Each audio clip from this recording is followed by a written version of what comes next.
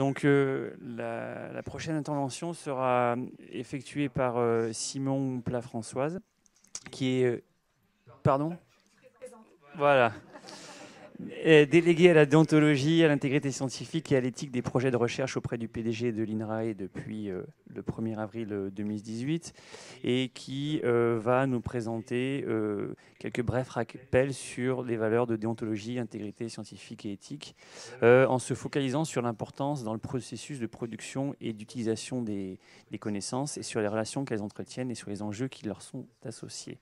Alors, je tiens à préciser aussi que Françoise nous a beaucoup aidés au sein du collège, notamment pour définir et essayer de mettre un outil en place sur les liens d'intérêt. Nous étions partis billes en tête sur les conflits d'intérêt, et donc on a eu une clarification conceptuelle, voire un cours, donné par Françoise. Par une biologiste végétale. Oui, ben, n'empêche que voilà, nous étions ignorants. Mais en tout cas, ça nous a beaucoup aidés. Et on est entre nous. L'exercice de la déclaration du lien d'intérêt n'a pas été évident pour tout le monde. Et c'était un exercice auquel tout le monde s'est prêté au final, mais c'était très, très instructif. Voilà, je te remercie, Françoise. Et puis, je te laisse la place.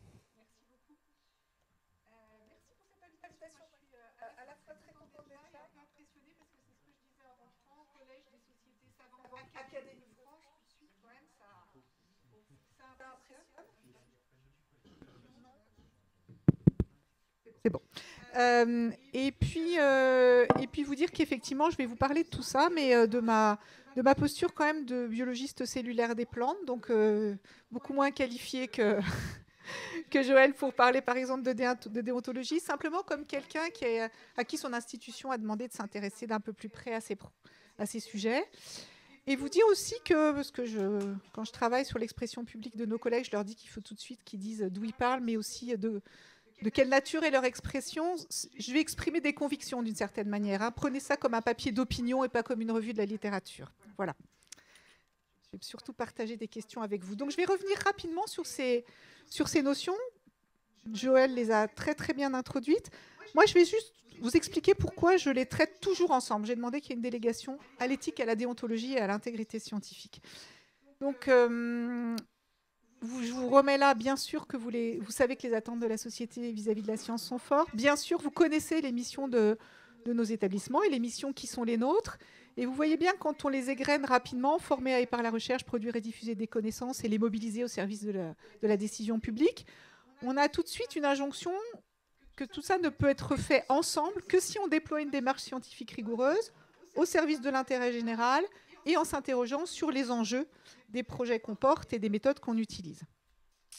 Rien que le fait de dire ça nous fait dessiner ce triptyque éthique, déontologie, intégrité scientifique, où vous retrouvez les définitions que vous a données Joël il y a un instant sur l'intégrité, sur l'éthique et sur la déontologie. Donc il me semble assez clair que c'est ce triptyque-là qui est ensemble, enfin ces trois valeurs ensemble, qui sont au cœur de notre capacité à accomplir convenablement nos missions.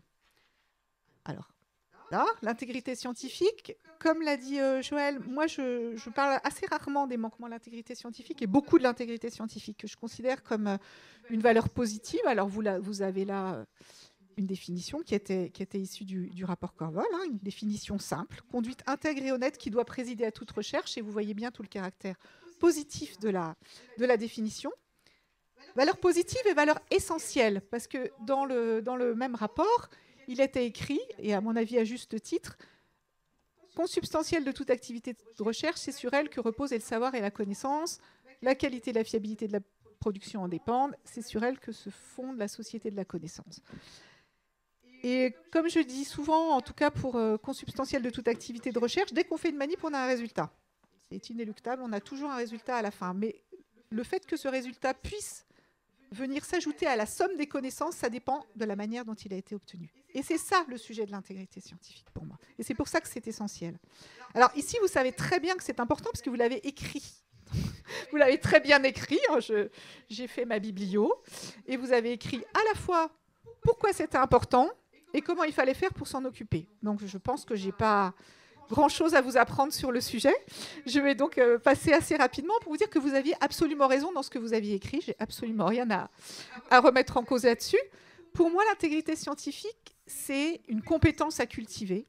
Une compétence qui consiste à appliquer des principes fondamentaux qui sont extrêmement simples, hein, fiabilité, rigueur, indépendance, transparence, à toutes les étapes du processus de production des connaissances, de la définition de la question de recherche, au choix de la méthodologie, à l'acquisition des données, à leur traitement, à la publication, à la gestion du partenariat et à la gestion des liens d'intérêt. Donc c'est vraiment l'application de l'ensemble de ces principes à chaque étape. Donc me direz-vous, il y a quand même rien de plus simple. Et c'est vraiment pour moi une compétence de mettre ça en œuvre, en fait. Au même titre que d'autres compétences qu'on mobilise quand on déploie une activité de recherche. Et cette compétence, simplement, ce dont on se souvient depuis quelques années, c'est qu'il faut la cultiver. Voilà, ça, c'est pas donné une fois pour toutes et on n'y revient plus. Ça se travaille, ça se cultive. Alors, individuellement, parce que ça implique d'avoir une réflexivité sur sa démarche. Et pour ça, il faut en avoir l'envie et le temps. Ça se cultive au sein des communautés, puisque comme vous l'avez écrit dans votre document, les bonnes pratiques, la forme de normativité que nous avons sur les bonnes pratiques, c'est le résultat des échanges permanents au sein des communautés. C'est jamais gravé dans le marbre, ça évolue, ça se discute, ça se travaille, et ça se cultive avec les institutions, et j'y reviendrai. Donc effectivement, pourquoi on en parle? Alors comme le disait Joël, on en parle parce qu'on glisse.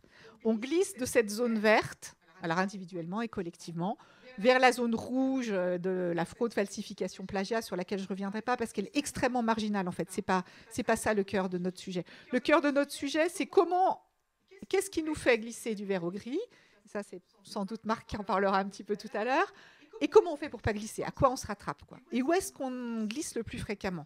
Donc on glisse le plus fréquemment sur le fait de ne pas publier des résultats négatifs, sur les analyses sélectives des données, sur des traitements statistiques inappropriés, sur une interprétation des résultats qui n'est pas rigoureuse, sur des problèmes de reconnaissance des contributions et sur des problèmes de gestion des liens d'intérêt. Clairement, voilà, le top 6, à mon avis, il est sans doute à chercher là-dedans.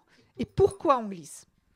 Alors, on glisse pour plein de raisons. Et encore une fois, je ne vais pas m'étendre là-dessus parce que sans doute, ça fera aussi l'objet d'autres interventions, parce qu'on veut aller vite, parce qu'on veut, les collègues résument ça sous le vocable « être compétitif », parce qu'on estime qu'on a, alors je le mets entre guillemets, besoin de publier pour sa carrière, pour ses financements, parce que son thésard doit soutenir.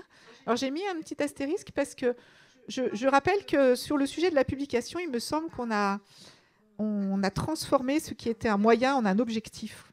Je rappelle qu'on publie normalement pour que son travail soit évalué, parce que c'est ça qui lui donne sa valeur, et que pour ça, il faut donner tous les éléments qui permettent cette évaluation. Donc la publication, c'est un moyen d'évaluation du travail. Et c'est un moyen de diffusion et de réutilisation. Donc on a transformé un moyen en objectif, et je pense que ça, c'est une des raisons de nos problèmes. Alors, avec des raisons de le faire, hein, voilà, mais bonnes ou mauvaises, mais voilà. Donc il faut peut-être se souvenir de ça. On glisse parce qu'on méconnaît un certain nombre de bonnes pratiques. Hein. Moi, pour avoir participé ou animé des ateliers sur le traitement statistique des données, je vous assure que j'ai vu pas mal de collègues se mettre à blêmir rien qu'au rappel de ce qu'était une p-value. Donc voilà, des fois, on glisse simplement parce qu'on n'a plus les bons repères ou parce qu'on se trompe et que personne... voilà, on ne s'est pas mis en situation d'avoir un regard critique qui pouvait nous rappeler à l'ordre. Ok, donc voilà quelques éléments sur pourquoi c'est important quand même qu'on s'en parle ou qu'on s'en reparle sur l'intégrité scientifique. Et pour moi, l'intégrité scientifique, elle est... Vraiment, je rejoins Joël pour dire que... Alors, il disait qu'il y avait de la porosité. Moi, je crois qu'il y a à la fois des enjeux partagés et des vrais liens, et des zones d'interface qui sont très claires entre ces notions. Donc, je rappelle, alors, intérêt général, c'est en rouge parce que ça doit être parmi mes 2 mots préférés de la langue française, sans doute, quand ils sont accolés, que les établissements auxquels on appartient ont la responsabilité de servir l'intérêt général en réalisant des missions de service public. Et alors, c'est pas facile de partager une définition de l'intérêt général, hein, surtout à 2 jours d'une élection. Je ne me lancerai pas dans cet exercice, mais quand même, il existe des choses qui disent un peu quelque chose de ça. C'est les intérêts, les valeurs, les objectifs partagés par l'ensemble des membres d'une société. C'est ce qui va procurer du bien-être à tous les individus d'une société. C'est vraiment ce qu'on peut entièrement partager.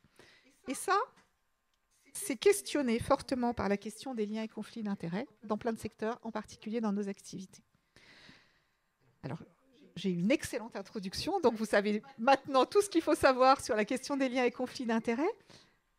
Et moi, ce que je vous dis, c'est que le problème qu'on a majeur avec ces sujets-là, c'est qu'ils ne sont pas toujours ni conscients, ni déclarés, ni encore moins pris en compte, ni bien analysés. Et que c'est ça le chantier qui est devant nous. Alors ça concerne l'ensemble des activités du chercheur. On le voit très bien dans le recrutement, l'évaluation, les promotions, les expertises, les publications. Mais moi, je dis aussi qu'ils sont susceptibles d'affecter directement la production et l'utilisation des connaissances. Et que ça, c'est une interface absolument forte avec l'intégrité scientifique. Il existe un certain nombre d'articles là-dessus sur comment vraiment il y a un sujet direct d'interférence, des liens et des conflits d'intérêts avec la production de connaissances. Et la publication, bien sûr. Alors c'est délicat parce que les conflits d'intérêts peuvent agir par des voies inconscientes ou pas, mais beaucoup de chercheurs n'ont déjà pas conscience, Émile disait, pour faire établir rien qu'une déclaration de lien d'intérêt, c'est encore aujourd'hui un petit peu galère. Donc il faut avoir vraiment une conscience éclairée du problème. Et même les chercheurs qui ont conscience de la problématique des liens et conflits d'intérêts considèrent qu'eux n'ont pas de problème. Éventuellement, certains de leurs collègues en ont, mais eux, pas du tout. Et ce qui est encore moins répandu, c'est la conviction que ces conflits d'intérêts peuvent interagir à tous les stades des études, c'est-à-dire des hypothèses formulées, de la manière dont la question de recherche est posée, à sa réalisation, à la définition du protocole, aux pratiques d'échantillonnage, à l'interprétation et à la communication des résultats. Et vraiment, je pense qu'il faut être conscient de à quel point ces connaissances, alors moins fiables ou biaisées, qui sont ainsi produites sous l'influence de liens d'intérêt ou de conflits d'intérêt qui sont mal caractérisés, engagent la communauté scientifique sur de fausses pistes ou, et c'est encore plus flagrant, sont utilisés dans les processus de décision publique qui sont pris sur des bases qui ne sont pas les bonnes. Voilà. Et donc la gestion, à mon avis, déficiente des liens d'intérêt, elle met à mal l'intégrité scientifique et elle est susceptible de porter atteinte à l'intérêt général, y compris dans les activités qu'on déploie. Alors là, je déclare mes liens d'intérêt parce que je vous recommande cet excellent article, cet excellent ouvrage de Mathias Girel, qui est par ailleurs référent intégrité scientifique de l'École normale supérieure, qui s'appelle « Science et territoire de l'ignorance » et qui décrit extrêmement bien les mécanismes qui sont à l'œuvre sur ce sujet. Alors je dis que c'est un lien d'intérêt parce que c'est publié par un groupe qui s'appelle Science en question et auquel j'appartiens depuis une quinzaine d'années. Donc voilà, lien d'intérêt complètement assumé. Néanmoins, excellent ouvrage. Je ne vais pas vous assommer de bibliographie, mais il y a quand même des études un peu robustes là-dessus qui montrent la corrélation entre les sources de financement de recherche et la communication des résultats. Ça s'appelle le biais de financement. C'est très documenté sur l'efficacité thérapeutique. On voit que les études qui sont financées par l'industrie pharmaceutique communiquent des résultats qui sont favorables 4 fois plus souvent, aux produits qu'elles commercialisent 4 fois plus souvent que les études qu'un autre financeur. Sur les effets secondaires, c'est pareil. Et que la déclaration des liens et conflits d'intérêts est quasiment absente de l'ensemble de ces panels d'études. Donc on peut avancer. Un dernier petit mot sur l'éthique en recherche avant de vous montrer comment, pour moi, il est important de conjuguer ces valeurs. Donc éthique en recherche, que moi j'aime bien appeler un mouvement en tension vers la responsabilité de la science, et je pense que c'est là où je voudrais vous emmener, c'est la conjugaison de ces valeurs pour une science responsable.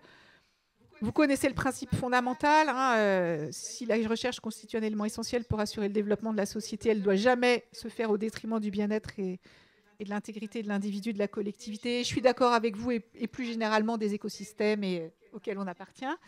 Donc c'est une balance, finalité, moyens, conséquences qu'il faut ajuster en permanence. Effectivement, c'est embarqué de longue date, mais c'est embarqué par les institutions au travers de comités d'éthique. Joël les a évoqués, le COMETS du CNRS, il y en a à l'INSERM, il y en a à INRAE. Mais les avis qui sont donnés là, c'est des principes fondateurs qui n'exonèrent pas chacun d'entre nous au grain du projet de recherche, de la réflexion. L'idée, je pense, n'est pas de se décharger sur des instances d'autorité, mais d'inscrire notre propre réflexion dans le cadre qui nous est proposé. Et moi, je milite pour une éthique au cœur du projet de recherche, une éthique conjuguée avec l'intégrité et la déontologie, pour que nos projets de recherche participent à construire une science responsable. Et là, je vais faire un emprunt à un collègue que j'aime beaucoup, qui s'appelle Léo Koutelek, qui est chercheur en épistémologie, qui dirige une équipe dans une unité INSERM, et qui déploie un concept qui est de plus en plus affiné, je trouve, qui est le concept de science impliquée. Voilà. Et Léo dit, alors il m'a prêté cette diapo, hein. Là, je ne vais pas vous commenter dans le détail parce que bien sûr, je n'ai pas son talent ni son épaisseur conceptuelle, mais lui, il milite pour une science impliquée qui soit à la fois ouverte, fiable, plurielle et responsable. Et j'aime bien ça parce que ça redistribue nos concepts d'intégrité, de déontologie et d'éthique dans ce cadre-là, en plaçant ce qui revient à la communauté et aux institutions et en ouvrant sur la société. Alors vous voyez bien que dans Sciences Fiables, il y a beaucoup d'intégrité scientifique, mais pas seulement. Il y a aussi de la pertinence qui n'est pas souvent prise en compte en tant que telle dans l'intégrité scientifique. Dans la science responsable, il y a beaucoup d'éthique. Et il y a un lien entre la science fiable et la science responsable. Mais la science ouverte, c'est... voilà, des gens ici en parleraient mieux que moi. Il y a de la déontologie aussi dans science ouverte comme dans science responsable. Et on n'a pas beaucoup parlé, on n'en parle pas beaucoup de science plurielle, qui est la manière dont, au sein de nos communautés, on gère la diversité, le pluralisme, la conflictualité, l'hétérogénéité. Et comment on intègre tout ça pour... oui, alors moi je dis science responsable et Léo dit science impliquée, mais pour faire une science sur laquelle la société peut s'appuyer, pour le faire un peu court. Donc, juste un petit exemple sur science plurielle, science responsable. Alors, je ne donne pas de leçon, je pose des questions. Je me suis pas mal penchée sur un truc qui m'avait quand même médusé, c'est comment on avait pris 20 ans pour ne pas faire grand-chose sur l'affaire du bisphénol. Qui est quand même un exemple délicieux, avec les premières alertes scientifiques lancées en 1996. Et je vous passe les extrêmement nombreuses étapes qui ont amené en 2015 un avis de l'EFSA disant qu'il n'y avait pas de risque sur la santé des consommateurs au niveau actuel d'exposition. Et on a tourné en rond, on a pédalé dans la semoule de manière absolument impressionnante quand même sur ce sujet-là. Et il y a plein de facteurs en fait, donc, sur des facteurs politiques, des facteurs qui relèvent des relations internationales, mais il y a d'autres facteurs en fait quand on regarde le dossier. Il y a des facteurs qui sont liés à des controverses entre scientifiques qui portaient sur la méthodologie. On avait énormément de données sur la toxicité du bisphénol. Mais par exemple, on s'est aperçu a posteriori qu'aucune ne portait sur la toxicité sur l'intestin, qui est quand même le premier organe en contact avec le bisphénol ingéré, qui n'avait jamais été considéré dans les études comme cible potentielle. Et donc peut-être on avait un sujet sur la pertinence. On avait des controverses méthodologiques, on avait des controverses sur comment on mesure la toxicité, notamment sur une hypothèse de proportionnalité qui était fondatrice des méthodologies d'évaluation des risques et qui a été remise en cause sur des substances comme celle-là qui agissent à très faible dose. Donc ça, c'est vraiment des choses qui étaient à traiter à l'intérieur des communautés scientifiques et qui relevaient finalement de notre capacité à la fois faire de la science robuste ou pertinente et puis à accommoder la pluralité des manières de faire de la science. De la même manière, on a eu des difficultés liées au processus de transformation d'une somme de travaux en un méta-résultat, à cause de la disparité des approches utilisées, des conditions expérimentales, du traitement des données. Mais aussi, on a eu des divergences entre les conclusions des travaux qui étaient financés sur fonds publics et ceux financés par l'industrie, puisque l'ensemble des travaux financés par l'industrie concluaient à l'absence d'effet, alors que sur 217 études émanant de la recherche académique concluaient à un effet. Et donc voilà, on a eu beaucoup de difficultés à finalement séparer tout ce qui nous empêchait d'avancer et à remettre les responsabilités au bon niveau, celles qui revenaient à la communauté scientifique et celles qui portaient vraiment sur la science, celles qui portaient aux relations entre science et porteurs d'enjeux. Et bien sûr, ces enjeux liés à la pluralité, ils sont d'autant plus intenses et complexes qu'on se rapproche de la décision publique, qu'on se rapproche de la société, qu'on sort du champ de la communauté, parce que les attentes, les intérêts sont bien plus hétérogènes et que les valeurs personnelles sont bien plus fortement mobilisées. Donc il me semble que c'est un peu sur tout ça qu'il faut que maintenant on travaille. Parce que tout ça, pour moi, c'est vraiment au cœur de la production et de l'utilisation des connaissances. Hein. Ça conditionne la fiabilité, la pertinence de l'action publique, la confiance des citoyens, notre capacité à assumer notre responsabilité sociale et à service de l'intérêt général, notre sentiment d'accomplissement professionnel aussi, parce qu'à la fin, quand même, c'est pas tout à fait équivalent. Et moi, je suis, alors c'est ma dernière diapo, mais assez optimiste. Assez optimiste, pourquoi ? Parce que, par exemple, il y a une journée là-dessus aujourd'hui, parce que je suis là avec vous, et ça témoigne d'une forte prise de conscience individuelle et collective au sein des communautés, des enjeux liés à ces sujets. Et l'enjeu pour moi, c'est de lier le comment on fait de la science à pourquoi. C'est-à-dire se dire que vraiment la manière dont on le fait est complètement connectée à pourquoi on fait ce métier. Alors pourquoi et pour qui d'ailleurs, mais que voilà, il n'y a pas d'indépendance du comment et du pourquoi. Donc ça, quand même, ça, il me semble que ça nous a réveillés de nous poser la question comme ça. Et que peut-être, je suis très optimiste, mais il me semble que le contexte évolue favorablement. Je vous ai mis là des choses que j'ai prises sur les sites internet de 3 institutions, à l'INSERM, le CNRS et INRAE. Alors, vous ne l'avez pas encore là-dessus, parce que ça va paraître peut-être sur le site de l'INSERM, mais l'INSERM porte un projet qui s'appelle l'Organisation pour une recherche intègre, éthique et responsable, le programme Laurier, qui est dans son plan stratégique. Le CNRS dit clairement sur son site que ces 3 valeurs sont au cœur des valeurs de l'établissement. Nous, sur notre site internet, on dit que c'est les valeurs qui, en tout cas, on l'espère, nous permettent de nous positionner comme un institut responsable. L'Office français de l'intégrité scientifique nous accompagne. Les financeurs, et notamment l'ANR, sont quand même assez moteurs sur ces évolutions. Donc, il me semble que le contexte est favorable, en tout cas plus qu'il ne l'était. En revanche, ça ne se passera pas sans nous, sans que nous ne disions ce que nous ne voulons plus et ce que nous voulons. Ce par quoi nous avons envie de remplacer peut-être les éléments de contexte dont on va sans doute entendre parler et qui nous ont poussés à glisser.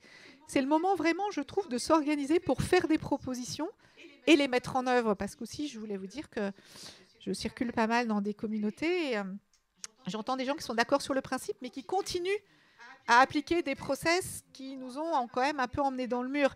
Donc il faut dire vraiment ce qu'on veut, et je pense que les institutions sont prêtes à l'entendre et même sont en demande qu'on leur fasse des propositions parce qu'elles-mêmes n'ont pas le truc clé en main pour remplacer les anciennes modalités par les nouvelles. Et donc il faut qu'on y aille là et qu'on dise ce qu'on veut et qu'on fasse ce qu'on a dit qu'on ferait. Voilà. Je vous fais confiance. Merci beaucoup. Merci Françoise. On a du temps pour quelques questions.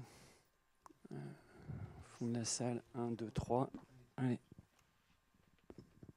Oui, bonjour. Ici, là, je suis là. J'ai une question sur l'international, puisque beaucoup de recherche est faite à l'international. Et là, les exemples que vous donnez sont assez franco-français. Donc, on connaît le plan DORA pour l'évaluation ou le plan S qui est en train de se mettre en place. Est-ce que vous pouvez un peu nous parler, enfin, est-ce que déjà on peut envisager votre trio là, déontologie, intégrité et éthique d'une façon un petit peu homogène au niveau mondial, ou c'est un pur rêve? Qu'est-ce que vous pouvez nous dire là-dessus sur les aspects internationaux? Alors, on ne vit pas évidemment dans un monde idéal, mais globalement, moi, je ne vois pas de contradiction entre le mouvement que je vous ai décrit là et qui est... Olivier, tu pourras compléter plus fort que moi là-dessus. Mais entre le mouvement que je vous ai décrit là, qui effectivement est essentiellement national, et ce que je peux observer au niveau international, quand vous observez ce qui se passe au niveau de la communauté européenne et de l'Europe, alors eux, ils mettent tout sous ethics. Une fois qu'ils ont dit ethics, ils ont tout dit. Mais la convergence, justement, de ces notions-là, elle est emportée. Alors, encore une fois, Olivier pourrait répondre mieux que moi, il vous en dira peut-être un mot tout à l'heure, mais ils ont observé, comme nous, la convergence entre ces 3 valeurs, et ils appellent à ce qu'elles se conjuguent aussi dans les projets qu'ils financent. Moi, j'anime un comité qui sélectionne des projets dans le cadre d'un appel à projet. L'ensemble de mes membres sont étrangers, et j'observe que toutes ces notions sont complètement intégrées et sont complètement à l'œuvre. Donc effectivement, la déontologie liée à nos textes de droit français, elle est franco-française. Par contre, le mouvement qui lie ensemble le respect de ces 3 valeurs, c'est-à-dire le souci de l'intérêt général, la déclaration des liens d'intérêt sur lesquels à l'international, d'autres pays sont bien plus en avance que nous, et les interfaces entre ces 3 valeurs, je pense que c'est un mouvement qui est largement international. Voilà. Alors peut-être qu'avec un pays ou un autre, on aura plus de sujets, de difficultés à se mettre vraiment d'équerre, mais on n'est pas seul au monde avec notre petit drapeau, quoi. On est dans une dynamique internationale qui me paraît relativement cohérente. Bonjour.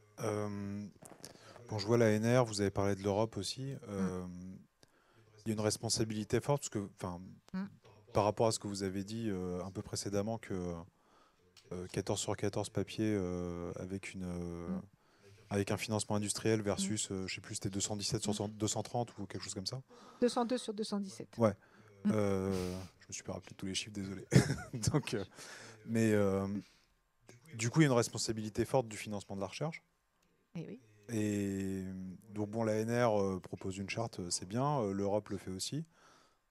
Mais dans l'ANR, il y a une grosse partie de financement public-privé, il y a une grosse incitation vers les labos, notamment de sciences de l'ingénieur, en tout cas dans notre domaine, c'est très fort, de faire de plus en plus de partenariats publics-privés, de faire de plus en plus de recherche partenariale, ce qui n'empêche pas de la faire de manière éthique, etc. Mais s'il y a un biais de fait d'être financé par l'industrie, comment on peut... est-ce qu'il n'y a pas une... Est-ce qu'il ne faut pas agir assez fortement au niveau des pouvoirs publics pour les inciter à nous inciter de mettre plus de moyens sur la recherche académique et d'être le moins possible biaisé par des cofinancements industriels.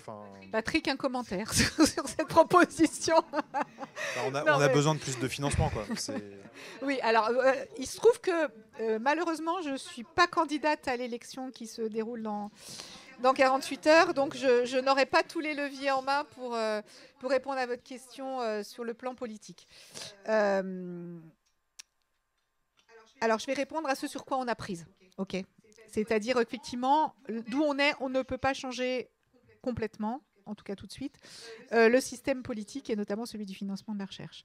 Donc, en revanche, dans ce système, qui, vous avez raison, nous incite à de plus en plus de partenariats, je pense qu'il faut qu'on soit beaucoup plus conscient des enjeux et beaucoup plus clair sur les règles. Je ne pense pas qu'une recherche menée en partenariat conduit forcément à des biais. Je pense qu'il faut être éclairé au départ sur les risques et poser les conditions du partenariat, du début à la fin, qui nous permettent de le mener dans de bonnes conditions.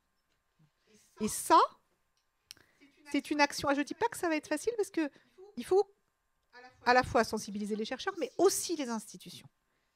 Et je peux vous le dire tranquillement, il y a toujours plusieurs valences dans une institution.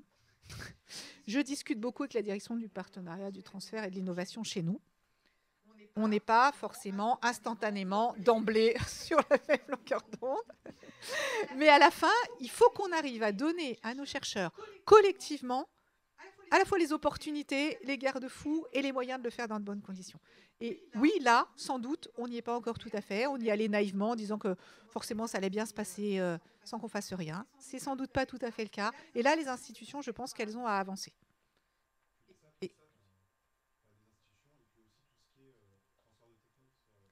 Ah bah oui. Oui. Oui, mais à mon avis, il faut y aller alors parce que le chercheur va s'épuiser quand même. Et les délégués à la déontologie aussi. Donc, si le chercheur et les délégués à la déontologie ont convaincu leurs institutions d'avoir une position claire, je suggérerais que ce soit les institutions qui les portent après auprès des SAT, vous voyez, parce que... voilà, mais clairement, je pense que les institutions sont assez prêtes à entendre ça. Et ça remonte suffisamment. Et c'est pour ça que je vous dis, n'hésitez pas aussi à faire remonter ça. Moi quand mon institution ne met pas ça sur le haut de la pile, je reviens, je lui dis non, mais là, j'ai 50 chercheurs qui m'ont posé ces questions d'éthique et de déontologie des partenariats. Il faut qu'on s'équipe pour être en capacité de leur répondre. Et on va le faire, quoi. Voilà. Et une fois qu'on sera comme ça, on pourra faire des partenariats, quelle que soit la source de financement, propre. Voilà. C'est pas le partenariat en soi qui est... voilà, c'est les conditions peut-être dans lesquelles on l'a fait sans être complètement éclairé, qui est, à mon avis, à revisiter. Oui, merci pour cette communication. Une petite question. D'abord, je voudrais revenir sur les glissements qui ont été évoqués, là, les 6 éléments proposés, plus particulièrement sur la publication des résultats négatifs. J'aurais bien aimé avoir un petit exemple. Ça, c'est la première question. La deuxième, elle porte sur la difficulté que l'on peut avoir au niveau des universités, sur, par exemple, des étudiants de master recherche, dont on sait qu'aujourd'hui, bon, la publication passe systématiquement par des comités d'éthique, pour la plupart des revues, hein, Q1, Q2, peu importe, et pour lesquels, justement, pour des étudiants de master recherche, par exemple, où on voit bien qu'en un an, ils ont un temps relativement limité pour proposer une recherche et de le faire passer par un comité d'éthique. Donc là, on est confronté quand même à un vrai problème, parce qu'on en est là aujourd'hui. Je ne sais pas si j'ai été très clair. Oui. Alors, sur la publication des résultats négatifs, en fait, il y a un certain nombre d'enquêtes qui montrent qu'il y a une espèce de biais dans notre manière d'analyser un sujet parce qu'on ne dispose que de résultats positifs sur le sujet. Et ça a été montré très bien, je ne me suis pas étendue là-dessus, mais dans des études qui traitaient sur des effets de médicaments. On publie les effets positifs, mais il y a peut-être 3 fois plus de manips qui ont montré que ce médicament n'avait pas d'effet. Et donc, si on avait l'ensemble des trucs, on se dirait la balance penche du côté de l'absence d'effet, mais ne sont publiés que les résultats positifs.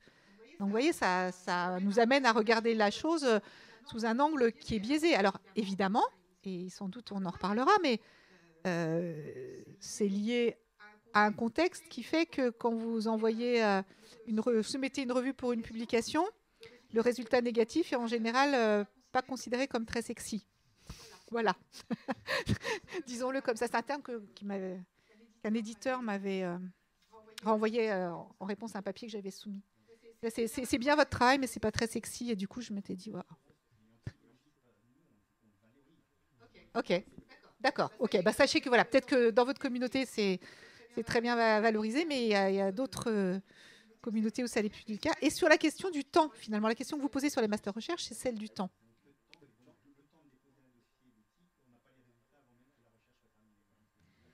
Moi, j'ai pas de réponse à ça, si ce n'est que peut-être qu'il faut organiser. Alors, je suis pas très compétente. Hein, moi, je fais de la biophysique des membranes végétales, donc les comités d'éthique, je les fréquente assez peu pour mes recherches. Mais est-ce que c'est pas possible de se dire que le sujet que vous donnez, il s'intègre dans un projet qui a déjà été validé par un comité d'éthique? Est-ce que chaque action, finalement, y compris le stage de master, doit faire l'objet d'une validation? Ou est-ce que vous avez fait valider un projet qui a une certaine ambition et dans lequel peut s'inscrire un master recherche? Voilà, je ne sais pas. C'est des questions peut-être qu'il faut se poser pour ne pas se trouver prisonnier d'un système qui devient complètement ingérable. Mais je ne connais pas bien le sujet. Beaucoup sur les enfants et les adolescents en milieu scolaire, je vois toutes les difficultés auxquelles je suis confronté. Voilà, c'est tout. C'était par rapport à ça. Et on a beau faire des dépôts de dossiers avant, ils ne répondent pas toujours au cahier des charges de la recherche spécifique qu'on va mener dans les écoles. Vous voyez ce que je veux dire? On va passer à l'intéresseur suivant. On posera des questions à la fin. Et tout le monde reviendra. Vous pourrez poser des questions que vous n'avez pas pu poser. Merci Françoise. Merci à vous.